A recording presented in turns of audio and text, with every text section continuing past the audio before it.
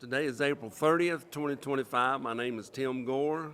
It's a privilege being here. I remember the time I got saved at the old Cumberland Church of God, which is now in Hope Mills, North Carolina.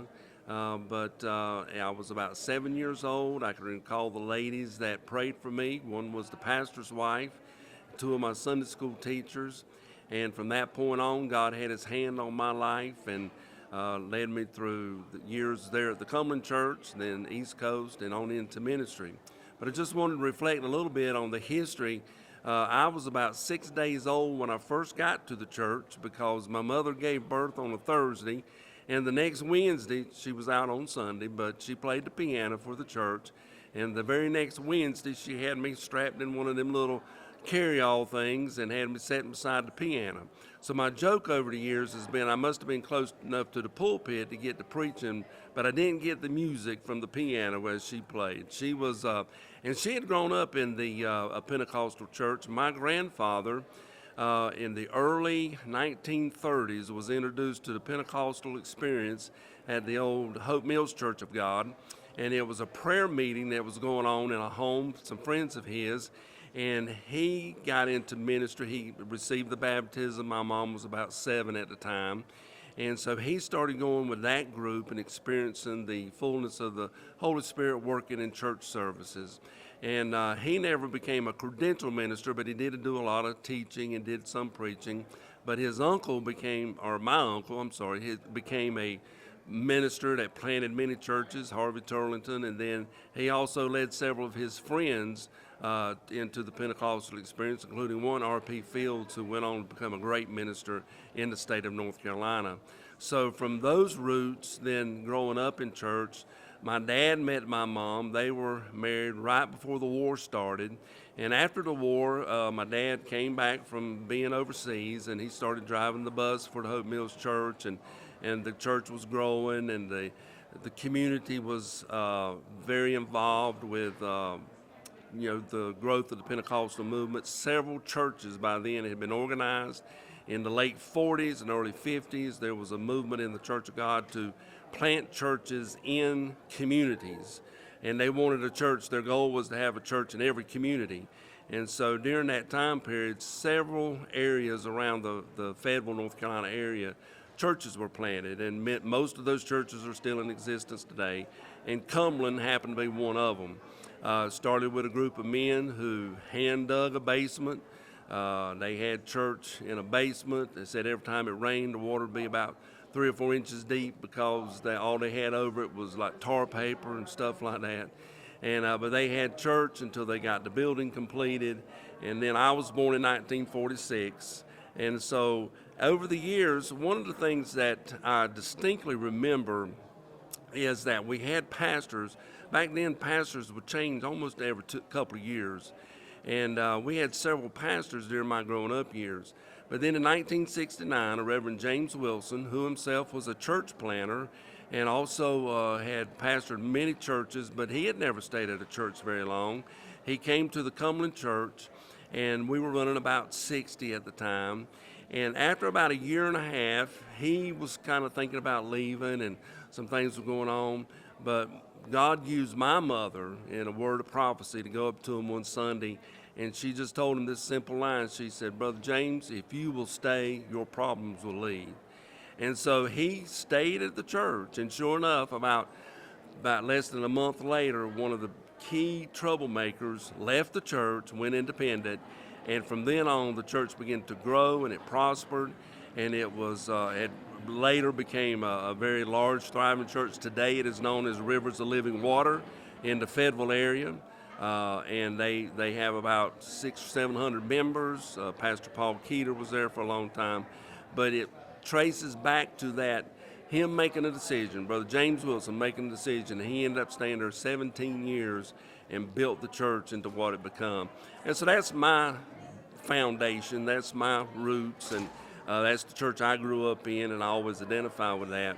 But I can still recall my spiritual experiences, the salvation when I was about 7, then getting the experience of sanctification, learning the Word, learning how to live. and then experiencing the gift of the Holy Spirit when I was about 12, and actually feeling the call to ministry. Out of that church, several ministers have come out of that church over the years, and even today there's about 15 or 20 ordained ministers that are associated with the history of the Cumberland Church or Rivers of Living Water. So we can trace a lot of that back to even the early days, the Hope Mills days, the prayer meeting days, and those kind of things. One other great memory I have is that in 1970, Brother Wilson wanted to remodel the church. It was an old block building, had the white stucco on the outside of it, and he wanted to turn it around kind of where the pulpit would be toward the back of the church and add a fellowship hall. Didn't have a lot of money. He had about $10,000 to work with.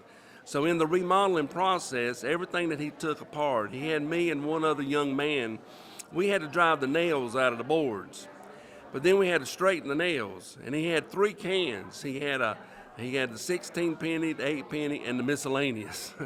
And when we drove the nails out and straightened them, we had to put the nails in a certain can. He reused the nails, reused the boards, saved money everywhere he could because he was a builder, including laying his own bricks with a minister known as Arian Williford, and the Willifords are well known in eastern North Carolina. And we made a joke that after the remodeling of that church, there wasn't enough scrap wood left to even make a campfire, because he would use just about every square inch of wood, whether it be a brace or to fill a hole.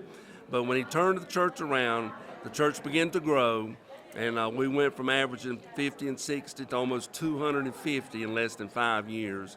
And then later they had to build another sanctuary. But those were some very great years for me, and Reverend Wilson was the one who helped me into ministry. He's the one who gave me a lot of advice, signed me to my first church. It was a district church. He assigned me to the first church, and my first church.